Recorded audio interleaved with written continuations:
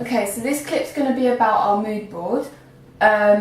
Just to briefly go over it, we made a mood board because as a group we all wanted to have the same visual ideas. So we've used secondary source images just to come up with a few of the objects that we're going to use for our opening sequence. Just to go through a few of them, we've got two hands pulling apart a paper heart. Now this is going to be our first clip because we want to show exactly what the narrative's about before we even start anything. This quite explicitly shows heartbreak, and so we thought we'd put that in there first. Then we've got an Oyster card and a school lanyard. Basically these are going to be thrown down on different surfaces and they'll be 3 to 4 seconds long, just so that an audience can gather who the characters are, their names, where they go to school, a little bit of information without actually meeting them. In terms of food and drink, we've got a McDonald's fries and a Starbucks coffee cup. Now, we chose to use these two because stereotypically in society they have quite different target audiences. Starbucks is known to be a little bit more expensive, and so maybe this could suggest that the girl's got a little bit more money than the boy. We've also got makeup products and a hairbrush compared to the boy, which got a camera, games consoles and a football. It just shows the different activities that they're interested in.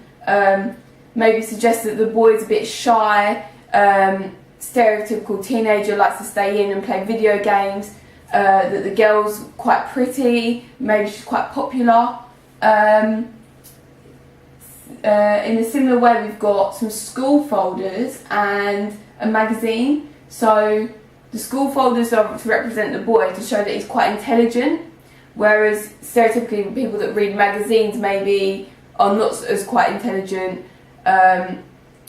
because it's more of a picture, information sort of about the general celebrities sort of thing. It's not really informative news-wise as such. There's a few other objects on there, but I'm just going to go on to our shooting script.